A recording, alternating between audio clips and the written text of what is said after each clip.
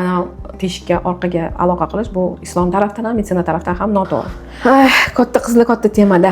Fotiha ham bo'ldi va to'yimdan oldin yigitim orqamga jinsiy aloqa qilib qo'ydi. Endi homilador bo'lib qolishim mumkinmi?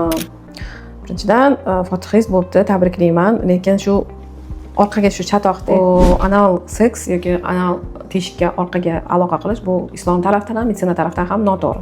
Lekin agar shunday holat kuzatilgan bo'lishi mumkin, endi bo'lgan bo'lsa sizga achinaman, chunki bu jarayon ham og'riqli va sog'liqqa zarar yetkazadigan aloqa hisoblanadi va albatta agar orqa teshikka chiqqan urug' bu yoqqa oqib chiqib qinga kirib ketmasa, yo'q, homilador bo'lib qolishingiz mumkin. Chunki orqa teshikni bo'shlig'i bachadon va bachadon naylari bilan aloqasi yo'q.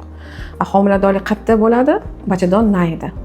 Bachadon nayiga yetib borish uchun shahvat yoki qin atrofiga yoki qinga to'kilgan bo'lishi kerak.